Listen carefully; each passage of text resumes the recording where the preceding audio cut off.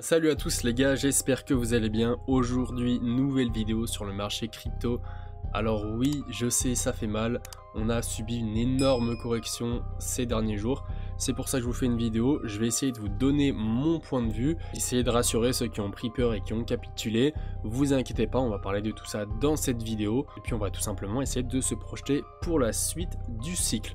Alors, grosso modo, en 24 heures, on a une map qui est dans le rouge, bien évidemment, avec des grosses positions qui font du moins 18%, moins 12%, moins 13%. Forcément, ça fait mal, mais bon, on peut relativiser quand on voit la semaine qu'on a eue juste avant, avec pour la plupart des coins des moins 30, moins 40%. Si on se met en weekly, ça fait vraiment mal aux yeux. Si on se met en monthly, c'est encore pire, malgré qu'on ait quelques positions qui tiennent la route et qui nous ont fait de très belles performances. Pour l'ensemble du marché sur les altcoins, ça a été une vraie boucherie. Alors pourquoi on a un marché qui a plongé comme ça vers les abysses? J'ai envie de vous dire, c'est tout simplement de la manipulation de marché. Beaucoup essayent de trouver des raisons à ce crash, mais en réalité, tout le monde s'attendait à ce qu'on aille à la hausse avec l'investiture de Donald Trump, les décisions qui avaient été prises à propos des cryptos ces derniers jours. Quand tout le monde commence à long le marché, forcément derrière on vient liquider tout le monde et ça a été juste un carnage. On a eu des records de liquidation, c'est quelque chose qu'on n'avait jamais vu, c'est vraiment très impressionnant, mais autant vous dire, là le marché est bien nettoyé, ça ne veut pas dire qu'on va repartir demain, attention, mais on va peut-être potentiellement pouvoir recréer petit à petit une zone d'accumulation pour pouvoir repartir et enfin faire notre deuxième phase du bull run qu'on attend tous bien évidemment. Avant de passer sur le graphique, on va quand même faire un petit tour sur le Crypto Fear and Greed. On peut voir qu'on est sur les niveaux de août, septembre, octobre 2024. Donc on est quand même relativement bas. Si vous vous rappelez bien, en août, début août, on avait eu le fameux bottom sur tous les altcoins et qui avait signé juste par derrière donc le gros up qu'on avait fait sur le marché crypto. Là on part clairement sur le même scénario. On est venu chercher des niveaux très bas en une seule journée, exactement comme on avait fait la journée du 5 août. Ce qui est assez étonnant, c'est qu'on peut voir que le Bitcoin, lui, a très bien résisté. Je pense que honnêtement, après ce bull run, on va avoir vraiment la plus grosse vague de Bitcoin maximaliste qui va se créer, parce que c'est vrai que depuis quelques mois, voire depuis le début du bull run, à chaque fois qu'on a une correction, c'est les altcoins qui prennent vraiment très cher, et le Bitcoin, lui, qui a vraiment une grosse résistance à la volatilité quand on va vers le bas. Donc c'est vrai qu'on essaye d'avoir des altcoins pour surperformer Bitcoin, mais en réalité, on se rend compte que depuis le début du bull run, c'est pas forcément le secret pour y arriver. On aurait mieux fait de tous rester en Bitcoin, et pour la plupart d'entre nous, on aurait fait des meilleures performances. Enfin bref, ça c'est normal parce que, comme d'habitude, hein, je vous le répète tout le temps, mais les liquidités vont d'abord dans Bitcoin avant de se déverser dans les altcoins, ça c'est la base. Donc c'est normal que pour l'instant, Bitcoin a des meilleures performances que la majorité des altcoins. On est quand même allé chercher il y a quelques jours du coup les 91 000, quand même une zone assez intéressante hein, parce que ça nous fait depuis notre ATH un moins 17%. On peut aller chercher plus bas bien évidemment, c'est pas rare qu'en bull run on aille chercher des moins 20, moins 30%. C'est des corrections assez violentes qui arrivent en général 2 ou 3 fois dans un cycle. Mais autant vous dire que si de notre ATH on vient chercher un moins 30%, ça ferait vraiment très mal parce que ça nous ramènerait grosso modo sur les 80 000 $, un petit peu moins. Et les altcoins, autant vous dire que la majorité se retrouveront sur leur niveau de bear market. Alors on prie pour pas que ça arrive. Mais en attendant, on allait chercher le bas de notre canal. Comme on peut le voir, on est dans une très belle zone d'accumulation sur Bitcoin. Ça, c'est quelque chose de positif. On n'a pas un canal baissier comme ça qui fait des plus hauts de plus en plus bas et des plus bas de plus en plus bas. C'est pas le cas. On est tout simplement dans un range, dans une accumulation. On vient chercher les hauts du range, les bas du range. Donc on vient liquider une fois les bulls, une fois les bears à tour de rôle. Et puis quand on aura une capitulation complète sur le marché, la Bitcoin pourra nous refaire des plus hauts et les altcoins suivront ensuite. Donc voilà, grosso modo sur BTC, donc là on est en daily, si on se met en weekly, ça va être assez intéressant, donc là on peut voir que rien de dramatique, hein, encore une fois. Si on regarde le RSI, on peut voir qu'on a quand même un RSI qui est en train de baisser alors que le cours, lui, est plutôt stable et même a plus tendance à monter. Donc attention à ne pas avoir de divergence baissière. Au niveau de TH, bah là c'est toujours un massacre. On est venu chercher des niveaux qu'on n'était pas venu chercher depuis longtemps. Donc depuis septembre, on est quasiment revenu de notre ancienne zone de rechargement. C'est joué à pas grand chose, hein, mais honnêtement là on a eu énormément de liquidation. Ça m'étonnerait qu'on vienne chercher plus bas sur ETH. Bon, certes, on a un actif qui sous-performance largement le Bitcoin, mais en réalité, on peut voir qu'on est toujours sur notre trendline long terme qui nous tient de avant le bull run de 2021. Et une autre raison de pourquoi on aurait potentiellement posé notre bottom sur ETH, tout simplement parce que le niveau sur lequel on a rebondi, c'est une grosse résistance qu'on était déjà venu chercher une fois auparavant, deux fois auparavant. C'était, comme on peut le voir juste ici, le haut de notre zone d'accumulation et on s'en servait à l'époque comme support. Donc c'est une zone qui est très intéressante et qui est très solide. En plus de ça, elle correspond au 0,618. Autant vous dire qu'on a vraiment énormément d'éléments qui se regroupent sur ce prix-là. Donc c'est une zone qu'on viendra, à mon avis, pas chercher avant le bear market. Au niveau du graphique ETH-BTC, pareil, rien de très bullish malheureusement, pour ETH en tout cas, parce qu'on a cassé ce fameux canal baissier qu'on tenait quand même mine de rien depuis septembre 2022. Rien de dramatique non plus, attention, hein. On n'a pas complètement dévissé, on est encore dans les clous, on pourrait potentiellement faire un petit rebond et revenir dans ce canal-là. Donc charte à surveiller de très près. Donc là par contre c'est un graphique très intéressant que je vous montre assez souvent. La Bitcoin dominance, donc la performance de Bitcoin face au reste du marché, c'est-à-dire les altcoins et Ethereum. Donc on peut voir qu'on a une Bitcoin dominance qui fait que de monter depuis clairement le début du bull run. Je vous avais dit dans le groupe Telegram il y a quelques mois de cela qu'on aurait sûrement un top entre les 65% et les 70%. C'est chose faite, hein, on est venu quasiment aux 65%. On peut en réalité encore aller chercher un petit peu plus haut. Mais pourquoi je vous avais dit ça? Tout simplement parce qu'à mon avis, on devrait dans tous les cas ne pas casser donc les plus hauts qu'on avait fait durant le dernier bull run. Tout simplement parce que les altcoins prennent de plus en plus de place dans le marché. Donc si on suit cette logique, on devra avoir petit à petit, à chaque cycle, une Bitcoin dominance qui vient tendre vers de nouveaux plus bas et qui à chaque cycle ne viendra jamais rechercher son plus haut précédent. Ce qui peut être assez intéressant sur cette charte, c'est de se fixer une target, donc une cible où vous allez pouvoir vendre vos cryptos. Moi personnellement c'est un indicateur que je suis vraiment de très très près et pour vendre mes alts c'est vraiment quelque chose qui est primordial. Donc ma target elle est entre les 45% et les 38% qui correspond au bottom du dernier bull run. Si on prend de notre top jusqu'au minimum, ça nous ferait une belle performance de 30% de surperformance des altcoins.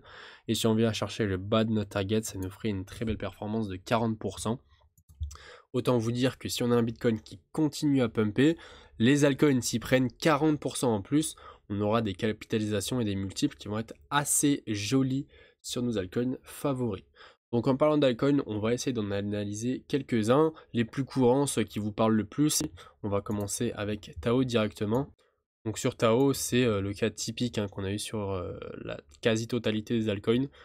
C'est-à-dire qu'on a fait notre top début décembre et après ça on a subi une grosse correction. Sur Tao, moins 68%. Autant vous dire que si vous avez acheté au top, ça fait très mal. Mais bon, faut voir le côté positif. Maintenant, on est dans de très bonnes zones pour acheter. Malheureusement, c'est vrai qu'il ne faut pas se voiler la face. On n'a quasiment plus aucune liquidité. Et moi le premier. Donc c'est très dur pour recharger dans ces zones-là. Alors moi, je vais être honnête avec vous, j'ai eu beaucoup de chance. J'étais présent donc sur le marché quand on a eu donc notre fameux crash la nuit et j'ai réussi par chance parce qu'en réalité il n'y avait aucune analyse technique derrière ça, c'était uniquement de la chance. J'ai réussi à sniper très précisément le bottom, c'est-à-dire que j'ai pu racheter plusieurs Tao à un prix très abordable de 250 $, donc ça m'a fait vraiment très plaisir. Et puis en plus, autant vous dire que depuis le bottom, on est quand même sur un plus 50%, donc c'est pas négligeable. Et j'ai fait ça donc avec Tao, j'ai également fait ça avec FET et également avec Render et Injective. Donc voilà, c'est les 4 grosses positions que j'ai rechargées. Maintenant, c'est mes 4 plus grosses positions tout simplement, à part Bitcoin qui est encore devant. Donc voilà, maintenant si vous voulez acheter du Tao maintenant, est-ce qu'on est dans des zones intéressantes? Oui. Est-ce qu'il faut acheter maintenant? Oui et non. C'est assez compliqué. Pourquoi? Parce qu'on est dans une période baissière, on est dans une tendance qui est baissière. Comme vous pouvez le voir là, depuis le 7 décembre, on fait des plus hauts de plus en plus bas et des plus bas de plus en plus bas. Normalement, on n'achète jamais un couteau qui tombe. Il faut toujours attendre qu'on ait une latéralisation et une zone d'accumulation qui se mettent en place. Donc vous pouvez voir dans n'importe quelle période haussière, juste avant celle-ci, on a une période d'accumulation. Quand on regarde les tendances haussières précédentes, c'est exactement les mêmes schémas qui s'est passé. Donc concrètement, la première phase haussière de notre bull run, juste avant, on a quoi? On a eu une grosse phase d'accumulation qui a été, elle, très très longue. Et pour la deuxième tendance haussière qu'on a eue de septembre à décembre, là pareil, on a eu une phase d'accumulation qui était un petit peu plus courte, qui a duré grosso modo un petit peu moins de 100 jours, 80 jours. Mais par contre, ça nous a quand même permis de poser des bases solides pour pouvoir construire notre tendance haussière par la suite. Donc là, ça serait bien de faire la même chose avec voilà, un cours qui prend son temps d'accumuler. Donc pas forcément autant de temps, en réalité ça peut être plus court, de l'ordre de 15 jours à 1 mois, mais ça va vraiment permettre de poser les bases après avoir eu des mouvements et une volatilité extrême comme ça, pour pouvoir repartir de plus belle, mais cette fois-ci à la hausse, on l'espère. Mais concrètement, c'est comme ça que se passent les tendances haussières et baissières. Elles se précèdent toujours de périodes d'accumulation. Ça, c'est la base. Au niveau du RSI, on peut voir qu'on est en weekly dans des zones relativement abordables. 44 de RSI. En réalité, on pourrait aller chercher plus bas. On peut voir que on avait posé un bottom en juillet 2024 qui était plus bas. Mais attention, hein, on reste quand même dans de très bonnes zones. En plus, on est en weekly, donc la volatilité sur les RSI est quand même plus faible. Si on se met en weekly, on peut voir qu'on est quand même venu chercher des niveaux un petit peu plus bas, les 34 de RSI. Donc, sur cet indicateur, on est quand même plutôt bullish. En plus de ça, ce qui est très intéressant, donc attention, en daily, c'est pas la même puissance qu'en weekly, mais on a une belle divergence haussière. Donc c'est-à-dire qu'on a un RSI qui monte, donc on a de la puissance acheteuse qui arrive sur le Tao, alors que le cours diminue encore. Et en général, une divergence haussière, ça va nous permettre de faire de nouveaux plus hauts. Donc ça, c'est plutôt bullish. Comme je vous ai dit, c'est en daily, donc à prendre avec des pincettes. Alors, on va passer encore 2-3 cryptos vite fait, bien fait. Le Kaspa, je sais qu'elle vous intéresse également. Donc on est sur un cas assez particulier, le Kaspa, hein. C'est-à-dire qu'on n'a pas connu, comme la majorité des cryptos, un rallye haussier sur cette période de fin d'année, donc novembre-décembre. On a une grosse incertitude sur ce token, parce que certes, on est sur une très bonne blockchain, une blockchain qui est vraiment très innovante, mais on attend énormément de choses, comme les smart contracts et beaucoup d'autres choses sur Kaspa, qui vont faire que ça soit une blockchain vraiment très complète.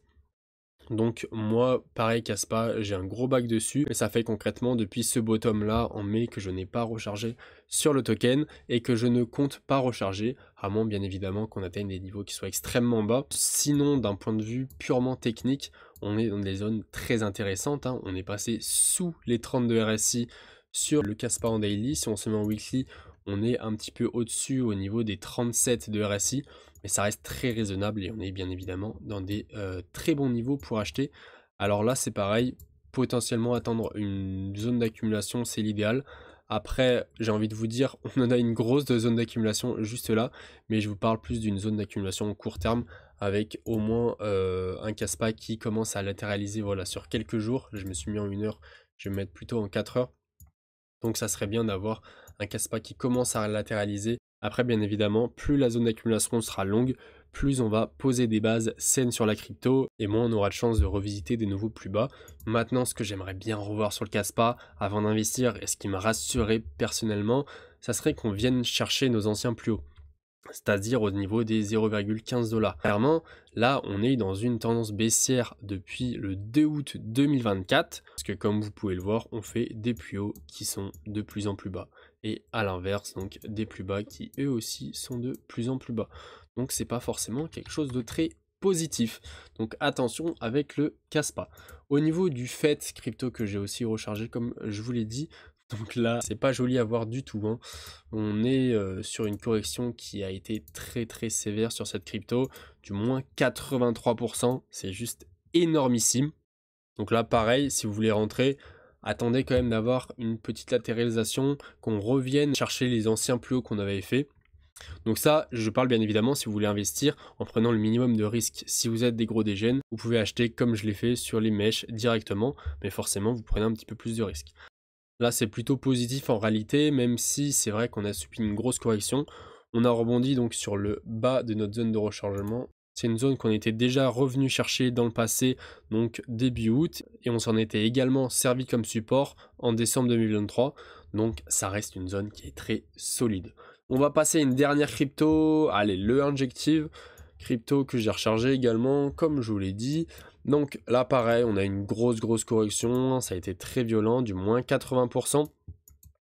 Donc comme on peut le voir, on relativise mine de rien avec Tao, hein. On n'est pas sur la crypto qui a perdu le plus en termes de pourcentage et de valeur. Donc là pareil, hein, on a fait des nouveaux plus bas que août. Autant vous dire que ça a été un carnage, hein. Honnêtement, personne n'aurait pensé qu'on allait revisiter ces niveaux-là avant le bear market, et pourtant ça a été le cas. Donc là pareil, pour être sorti d'affaires, ça serait bien de revenir minimum dans ces niveaux-là, aux alentours des 25 $. Et ça nous permettrait vraiment de faire un joli retournement de tendance. Donc voilà, au niveau des cryptos, on peut voir ça avec le marché institutionnel, hein. On n'était pas sur un mouvement qui englobait vraiment tous les marchés financiers, c'était vraiment quelque chose qui était à propos des cryptos. Parce que quand on a eu ce fameux jour avec des moins 50, moins 60% sur les altcoins, en réalité le S&P 500 se portait très bien. On a eu une petite baisse certes, mais comme on en a quasiment toutes les semaines, j'ai envie de vous dire. On va terminer par une petite analyse order flow. Donc l'order flow, pour ceux qui ne sont pas familiers avec ça, ça permet donc d'avoir vraiment des données assez qualitatives et assez précises sur le nombre de shorts, le nombre de longues, le nombre de positions qui vont s'ouvrir, etc. sur le marché. Et en fonction de ça, on va pouvoir définir si potentiellement le marché a plus de chances de monter ou de descendre, tout simplement. C'est pas plus compliqué que ça. Donc on va avoir donc là le cours de l'actif, en l'occurrence Bitcoin. Là on a les open interest, donc ça va être l'ouverture et la fermeture de position. On peut voir que malheureusement ces derniers mois on a quand même une fermeture de position, et ça c'est pas forcément quelque chose de très positif. Après bien évidemment c'est logique parce qu'on a beaucoup de liquidation, donc forcément qui dit liquidation dit fermeture de position, donc c'est normal que cet indicateur ait tendance à baisser. Et par contre quand on va vouloir pousser très fort sur le Bitcoin, il va falloir que cet indicateur soit en train de remonter et qu'on ait une belle ouverture de position. Ça, c'est vraiment quelque chose de primordial. Par contre, en revanche, au niveau des fundings, là, c'est très positif. On a des fundings qui sont même passés en négatif, c'est-à-dire qu'on a eu plus de short que de long. Et ça, c'est quelque chose qu'il faut vraiment continuer à voir. En réalité, on peut même encore monter un petit peu, c'est pas quelque chose de dramatique. Donc voilà les gars, c'est déjà la fin de cette vidéo, j'espère qu'elle vous aura plu. J'ai essayé de vous donner un petit peu mon avis et mon ressenti sur le marché actuel, vous rassurer pour ceux qui ont capitulé. Les gars, c'est pas le moment de lâcher, surtout si vous êtes là depuis 1-2 ans, vous n'avez pas fait tout ça pour rien. Beaucoup vous disent que oui, on est potentiellement en bear market. Alors oui, certes, il y a toujours une probabilité, mais à mon avis, notre altcoin season, on l'aura. Certes, on a eu 2 petites altcoin season en mars et en décembre, mais croyez-moi, c'est vraiment rien du tout comparé à ce qu'on a eu dans les bull runs précédents. Si vous avez des questions à propos des cryptos, n'hésitez pas à me le faire savoir directement sur Telegram. Vous avez mon groupe en description, bien évidemment, qui est totalement gratuit. J'y suis toujours actif là-bas, donc même s'il n'y a pas de vidéo, ça m'arrive assez souvent de parler dans le groupe et d'échanger avec vous. Donc vous êtes vraiment tous les bienvenus. En tout cas, moi je vous dis c'était CBX, on se retrouve très bientôt pour une prochaine vidéo. Allez, ciao!